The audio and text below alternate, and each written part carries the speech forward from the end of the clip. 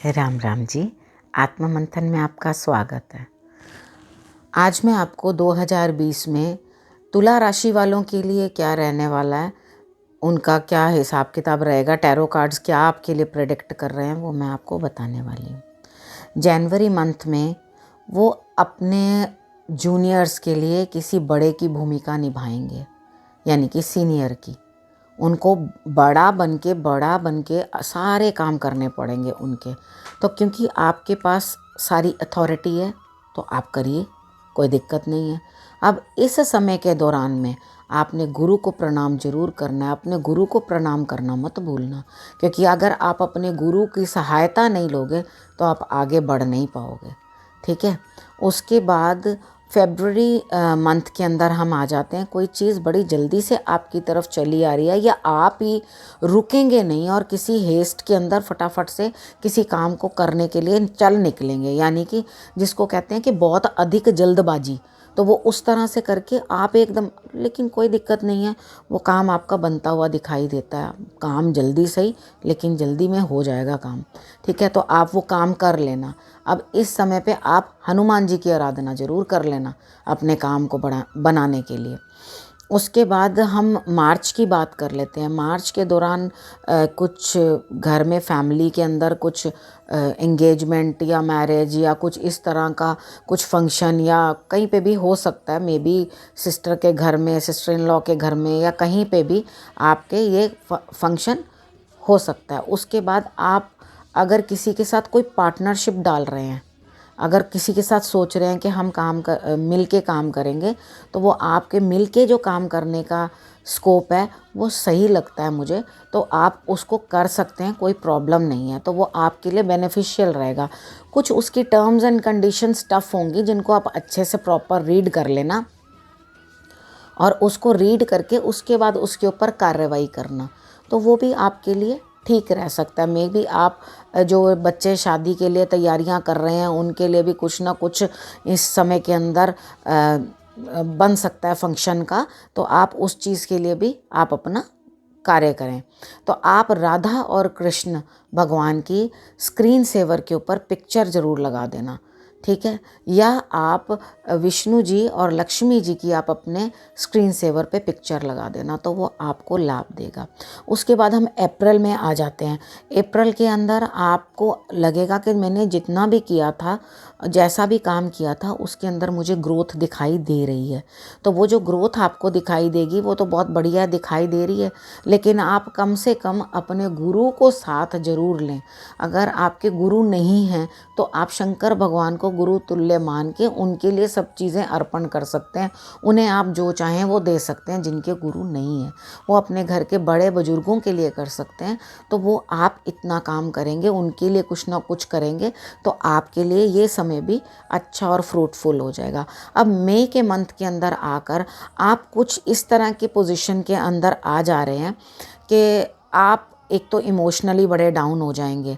ठीक है, और आपको ये चीज़ लगेगी जैसे मैं क्या करूं क्या ना करूं, लेकिन कोई जो डिसीशन आए, अगर आपने उसमें टाल मटोल किया तो वो डिसीशन आपके हाथ से निकल जाएगा। अगर वो कोई डिसीशन लेना है तो वो आप तुरंत ले लेना, उसको ज़्यादा लंबा लटकाना नहीं, नहीं तो वो डिसीशन ख़त्म है, फिर कुछ भी नहीं है, या तो हाँ है या बिल्कुल ही ना है। ठीक है, तो वो डिसीजन फटाफट अगर मगर तगर वाला डिसीजन मत देना। और आपने क्या करना है, आप शंकर भगवान की आराधना करोगे इस समय पे, नहीं तो आप बहुत ज़्यादा इमोशनली डाउन हो जाओगे। तो आपने अपनी माता का सानिध्य में रहना है, शंकर भगवान की पूजा करनी है, और आप उनके ऊपर, शंकर भगवान के ऊपर एक तो पतासा जरूर चढ़ाना, वो भी मत भूलना। ठीक है, इतना आप कर देना तो ये मई का मंथ जो है आपका भगवान जी अच्छे से गुजार देंगे। उसके बाद उसके बाद हम जून की बात कर लेते हैं। अब जून मंथ में आपके लिए भी वैसी ही सिचुएशन रह रही है कि भाई आप इमोशनली डल और डाउन ही रहेंगे। तो आपने ये जो उपाय मैंने मई के लिए बताए हैं वो इसमें भी कंटिन्यू करने हैं।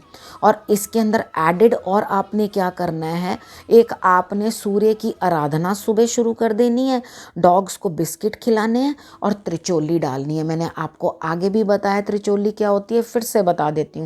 तिल, चावल और चीनी, इन तीनों को मिलाकर के आप चींटियों को डालेंगे त्रिचोली। जब वो आप त्रिचोली डालेंगे तो ये आपकी जो समस्या का समाधान ये इस समय भी आपका भगवान की कृपा से सही निकल जाएगा। अब जुलाई मंथ की हम बात कर लेते हैं। एक्चुअली आपको इतना मई और जून के अंदर कुछ इमोशनली सैडनेस सीख के देख के आपको इस तरह से लग रहा है कि भाई मैं परेशान हो गया हूँ, लेकिन अब मैं सेक्रीफाइस कर रहा हूँ जुलाई मंथ में। लेकिन जुलाई मंथ में ऐसा ना तो स्ट्रेस है, ना कोई सेक्रीफाइस है, ना कोई परेशानी है। It's okay. जुलाई का मंथ आपके लिए ठीक है। आप भगवान को याद करें और मेडिटेशन करें। मेडिटेशन करने के बाद आपको जुलाई मंथ जो है ठीक रिज़ल्ट दे जाएगा। उसके बाद हम अगस्त की बात कर लेते हैं। अगस्त के अंदर फिर दोबारा वही सिचुएशन है कि आपको रात की नींद नहीं आएगी। अब रात को नींद क्यों नहीं आ रही? या आपकी हेल्थ डाउन है, या आप काम करते हैं कहीं बाहर, या रात को आपको कुछ और बात है, किसी स्ट्रेस की वजह से नींद नहीं आ रही, तो फिर वही उपाय है। आपने लाल कपड़ा लेना है, उसमें मोटी सौंफ रखनी है और उसे अपने सिराने रख लेना है, और सोते समय आपने भगवान जी का नाम लेके उसके बाद आपने सोना है, ठीक है।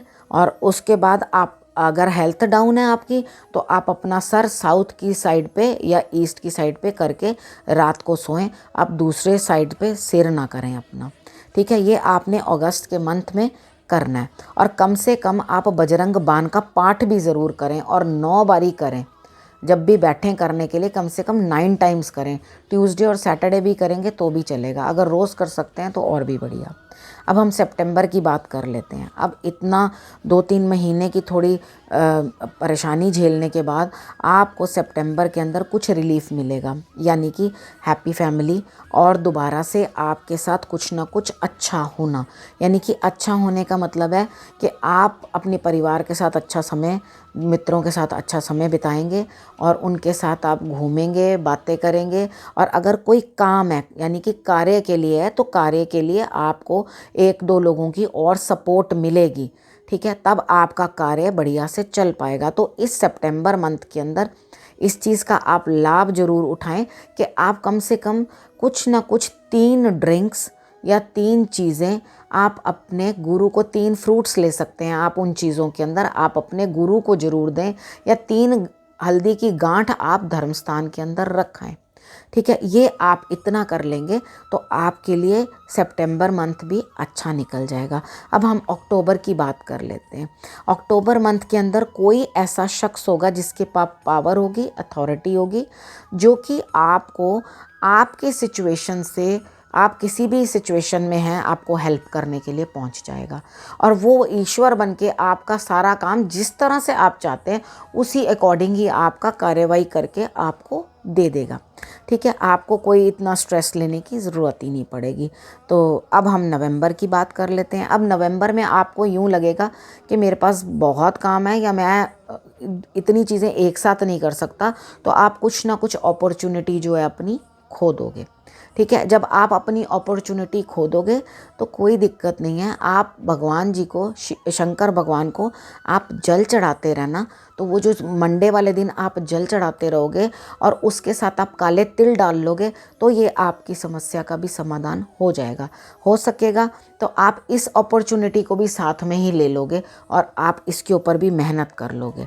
अब दिसंबर मंथ थोड़ा अकेलापन दिखाता है, यानी कि आपको कुछ इस तरह का काम होगा कि जो आप अकेले ही करोगे, वो आपको उसके अंदर किसी की हेल्प नहीं मिलेगी। अब मिल गई ना पहले हेल्प, इतनी बार थोड़ी मिलती है, तो कभी कभी अकेले काम भी करना होता है। तो आप ये करेंगे कि अकेले काम करना, कोई दिक्कत नहीं है। आप स्ट्रांग हो तभी तो कर पाओगे ना। तो आपने ये काम करने के बाद जो है भगवान जी को भी हमेशा ये कहना है कि मेरे अंदर भगवान जी ताकत देना, ताकि मैं इस काम को कर सकूं। अब इसी के साथ मैं आपके लिए ये जो वीडियो है यहीं समाप्त करती हूँ। मैंने तुला राशि वालों के लिए ये बता दिया है, उनको मैं बहुत बहुत नववर्ष की शुभकामनाएं देती हूँ। नमस्कार।